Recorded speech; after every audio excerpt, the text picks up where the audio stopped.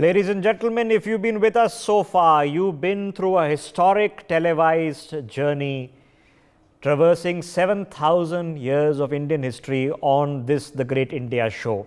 Through the course of the past 2 hours, we have gone from Lothal, where Sujata, my colleague, has been the first Harappan port 5,000, 6,000, 7,000 years ago, to Gauri, who's been in Rakhigadi, getting you the first samples of the bones that were found near Haryana.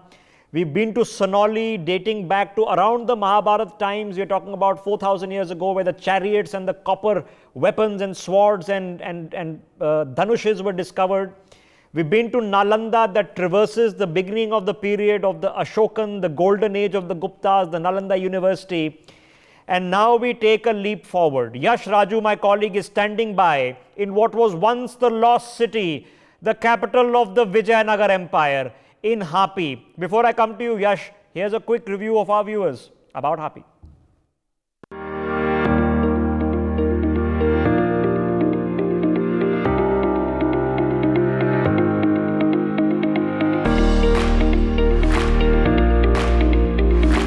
Located on the banks of the Tungabhadra River in Karnataka, Hampi was the capital of the mighty Vijayanagar Empire.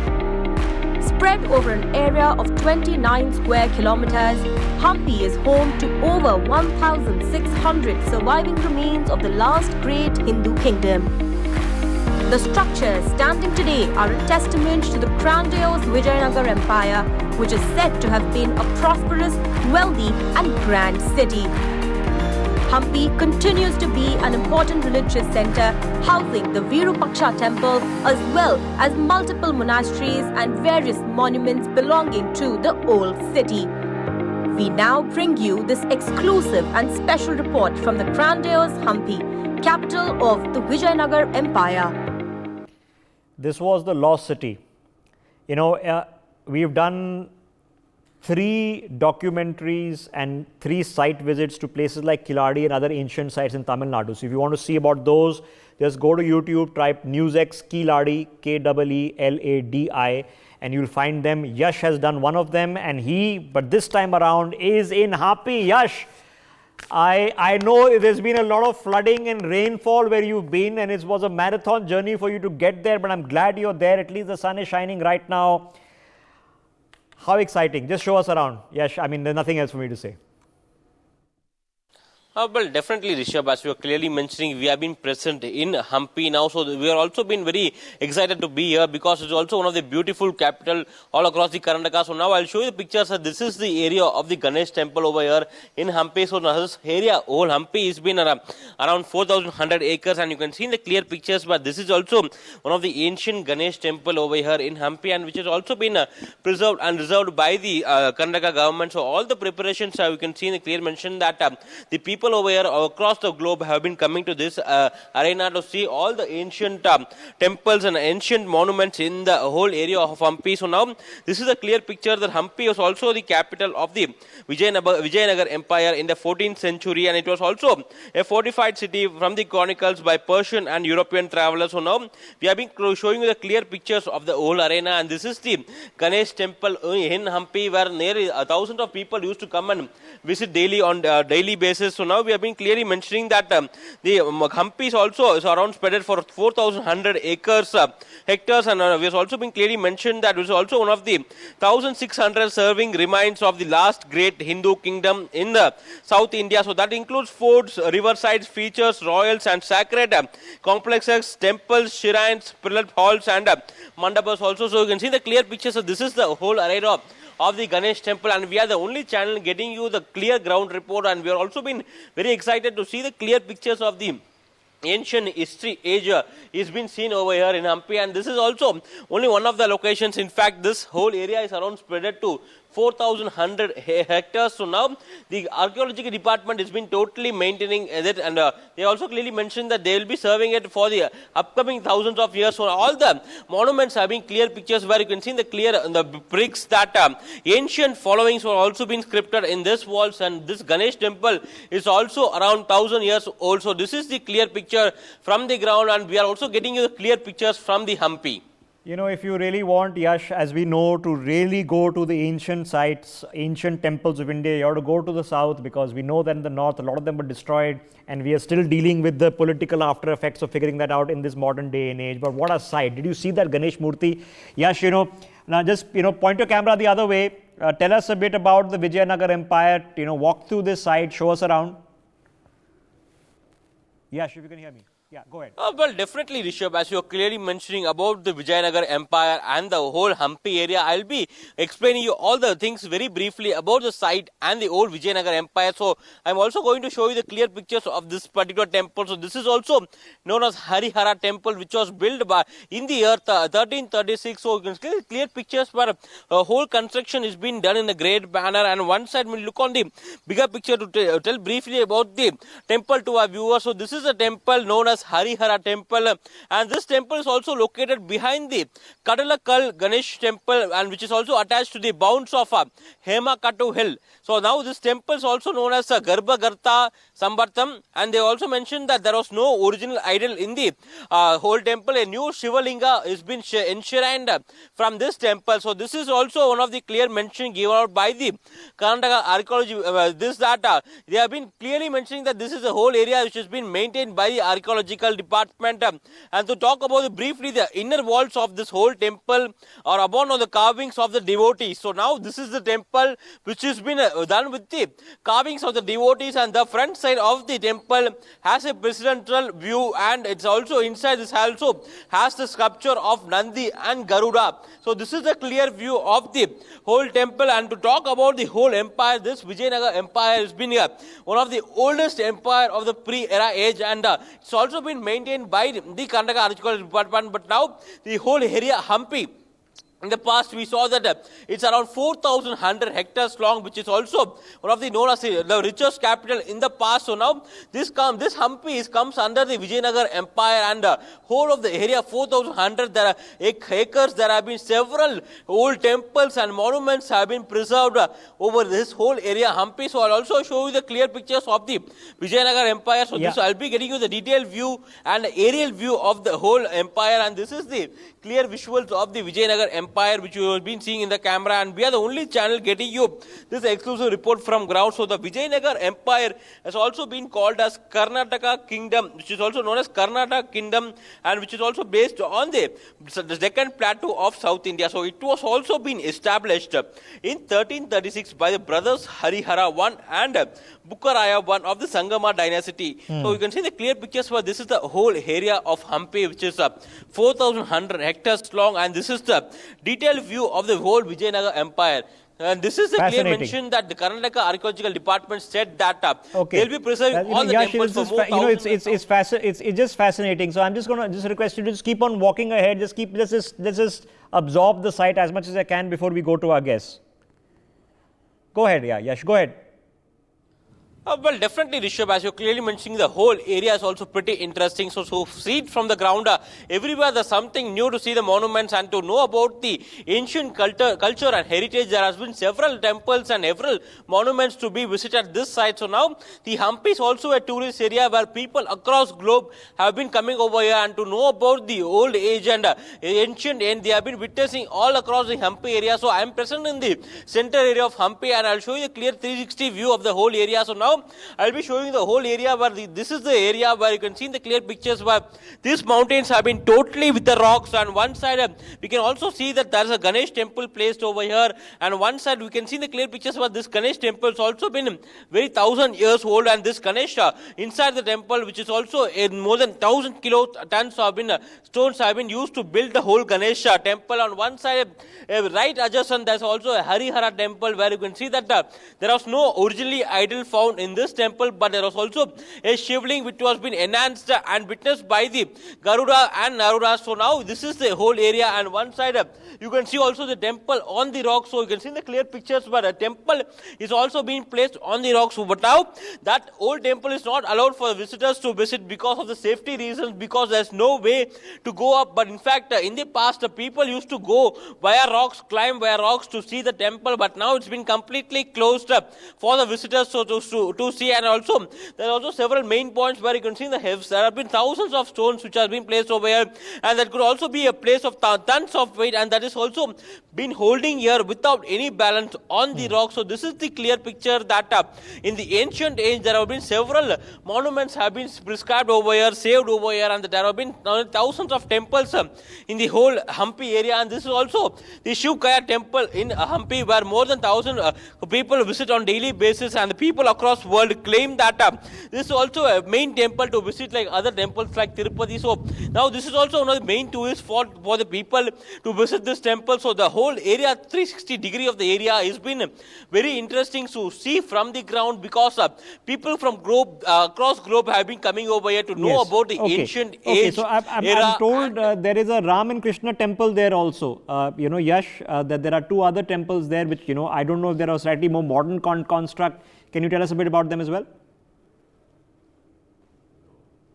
Well, definitely, Rishabh, as you're clearly mentioning, there is a Ram and Krishna temple in Hampi. So, talking about the detail, I am currently present at the Krishna temple in Hampi. So, I'll show you the clear pictures of the temple over here. So, this is the Krishna temple in Hampi. So, now you can see the clear pictures over that the tourists have been coming in a huge number. The carvings, the sculptures on the wall is also been in a very clear manner, and it's been maintained properly by the Karnataka government to ensure that this Krishna temple has been a proper name for the Hampi. So, now the renovation work is also been still going on some parts of the temple. So this temple was built by the King Krishna Devaraya in 1513 AD to celebrate the conquest of the eastern kingdom of Udaygiri or Utkala, which is also clearly seen in this whole celebrations of the temple. So now the temple was built in the 1513 AD, and the main idol installed in this temple was a figure of Balakrishna, the Lord Krishna as an infant. So now the idol is also displayed in another museum in Chennai. So huge slab is also been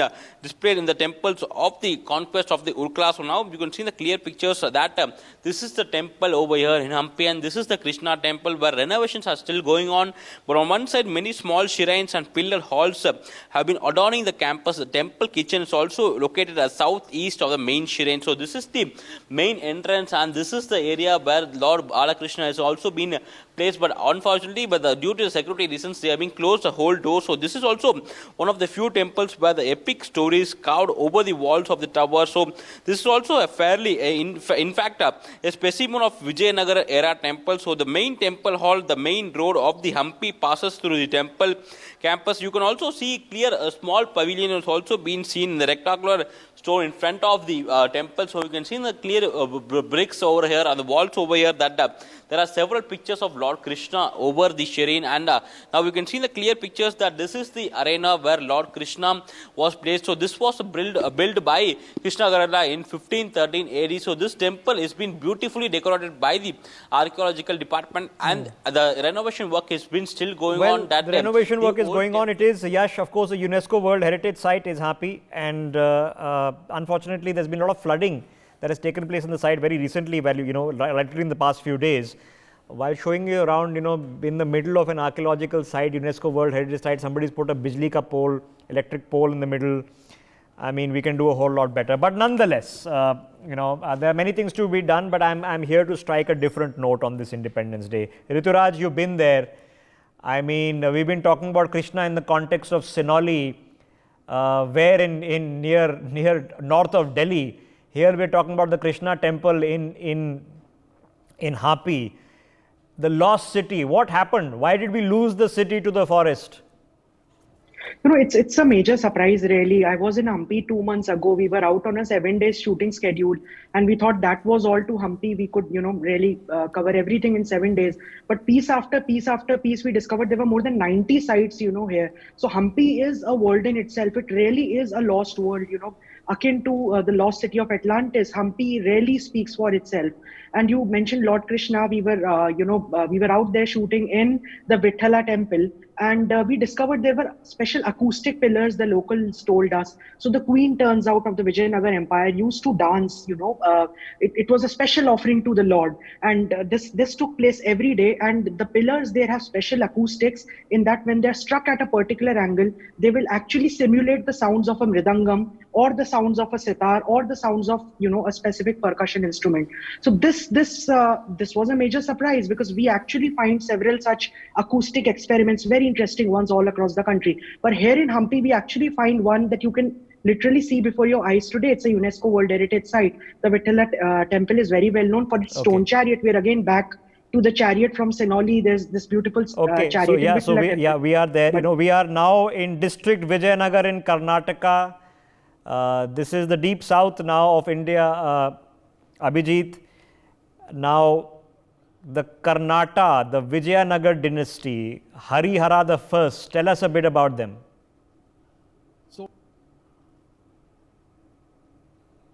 It's interesting to note the actual history of this place. This place used to be called Kishkinda.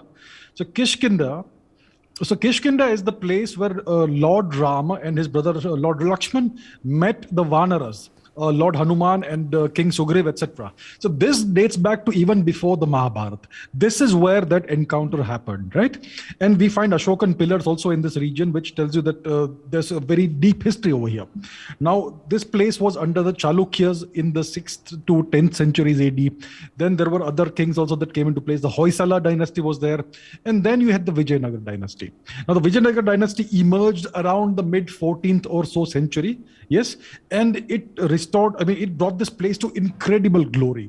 This was probably the largest or second largest city in the entire known world, in the medieval world.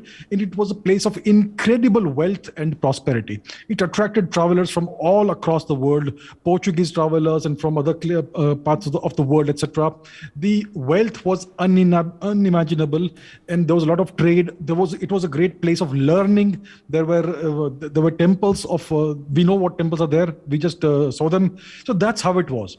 Okay, and so then Abhijit, we know what happened. This is literally the medieval ages. The Renaissance hasn't really kicked off in Europe yet. But you're looking at the classical carvings here, and the sheer scale of these rock structures, the rock carvings, the sheer scale of the site. I mean, this is huge. This is potentially bigger than Rome and medieval London combined.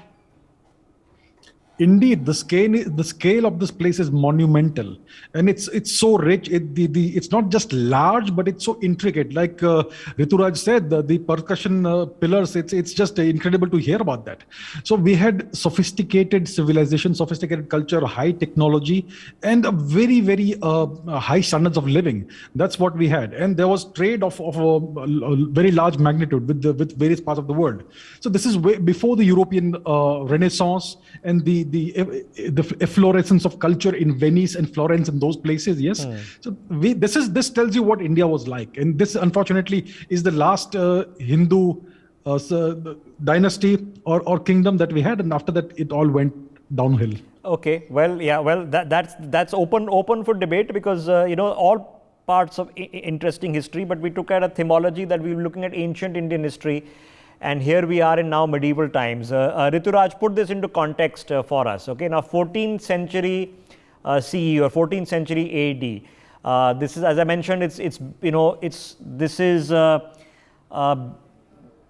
parallel to what? Before Elizabeth and Henry VIII in England. We're talking about a couple of centuries before that. You're talking about the dark ages in medieval ages in Europe at this point of time, but it was an age of light, in India at this point of time. Absolutely. And it's, when you talk about putting things into context, it actually gets very complex when you talk about Indian history, because it's like many worlds existing temporally and spatially. So, Kishkinda, ancient Kishkinda, as this place was called, we actually have a hill called the Anjanadri Hill, right next to Hampi. And it's, it's believed, the locals believe it was the birthplace of Lord Hanuman. So there's an ancient temple there that you can visit. There's also a cave that is specifically, even today called Wali's Cave. So it is said that this was the cave where Wali fought that demon, and the battle between Wali and Sugriv resulted in the events unfolded thus in the Ramayana. So we even have very few people know we even have rock art sites in Hampi. So you have cave paintings. And the cave paintings actually make some very strange depictions, which are unlike any others that we see anywhere else in India. So but Rituraj, the reason I'm saying scale, and I'm trying to draw a parallel here. Okay, so when I mean, if you've been to London, London still follows a medieval, sort of architecture. Okay, so it is wooden houses in curved streets. Look at the scale of these, and this is a hilly area, and it's carved out of stone, and the pillars are intricately carved. And you're talking not about 5, 10, 20, not one Sistine Chapel or one Vatican. You're talking about in the thousands, structures in the thousands, 90 sites that Rituraj has mentioned here. So we're looking somebody who has master craftsmen, master artisans at a scale of wealth that they could lavish years and years to do this.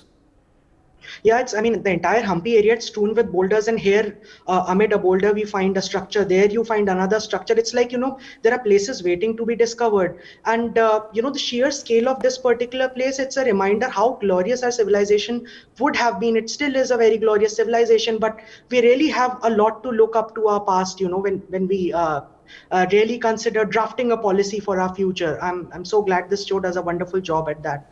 So Hampi really has many worlds unfolding right into one a very singular city. Okay, now the reason on this 75th anniversary, I began by saying we could have done so many things, and we chose to do this. Why? For this simple purpose, that when we travel in India or consider places in India to travel outside the big cities, we think the first place you go to, of course, is to see the Taj in Agra. Okay, fair enough. Now we're talking about Kashi, one of the most continuous ancient cities on the face of the planet, 7,000 years of history right there. I mean, the Dash Ashwamedh Ghat literally goes back into the fables of India, okay, that particular site. But I'm hoping in the course, Abhijit, of the past 2.5 hours, and my thanks to both of you for taking what would be a national holiday and sitting with us for this marathon that you have. But Abhijit, for people watching this broadcast, both online, on air right now, we'll repeat it a few times. What are your places that you would recommend that they visit and see for themselves? I would say go and visit all the major Indus Valley, Harappan era sites, Saraswati Sindhu sites. We have such incredible places. We have Lothal, we have Dholavira in Western India, in Gujarat. We have Kalimangan, we have Rakhi Gari, we have Birana, we now have Finauli. I'm not sure if it is very easy to reach there or not. One of the problems in India is the lack of connectivity and lack of places to stay, amenities and all that. But you know what? It's worth doing this. It's worth connecting with the things that our ancestors constructed. So I think they should do that. Also go to the south, go to Kanyakumari, go to Kishkinda, go to Hampi. And there are places in the far east of India as well. For instance, in Manipur, in Imphal, there is this 2,000 plus year old fort called the Kangla Fort, which no one knows about. There are so many such sites. Okay. So I think there is so much to discover within India itself, and we should actively do that. Okay. Rituraj, same to you. What would you recommend people go and see? And you worked on some of these films. Where do we find them? How can some people watching the broadcast check out the work that you've done? Most of the work that we've done, it's out online. I would just recommend viewers, search for us. It's called Sukhnidhe Films. The company that I represent, SUKHNIDHEY, Sukhnidhe Films is the name. And, I would just recommend people to, take some time off. Even weekends can be, easily made into, a journey, a foray into the past. You always have an IVC site waiting. And the next time you drink water from that pitcher, that ghada that lies back at home, just remember it's one of the artifacts that has survived 7,000 years and has made it to your home today. Literally. We've just shown them in Rakhi Gadi, the ghada, the design. It looks like it was made recently. Okay, it's unbelievable. Abhijit, before I wind up, you do a lot of work on this on a daily, weekly basis. Where can we find your podcast and your YouTube channel? Oh, my YouTube channel is named after me, Abhijit Chavda. And just search for me on Google or on YouTube, you'll find my channel. And I speak a lot about these issues, including other things as well. So if anybody's interested, they can look it up. So check it out. And I would like to thank all my colleagues, Siddharth, Gauri, Yash. We've had Urvashi and Nalanda, Sujata. Thank you very much for going out to all these places and seeing them for yourselves and taking your camera and showing them to us. My thanks to Aarti, Devika, Paridhi, who've been putting this together for us. Proud of you guys for putting together a great show. It was a proud privilege to sit here and anchor this. My many thanks. For more such videos, subscribe to the NewsX YouTube channel, hit the bell icon.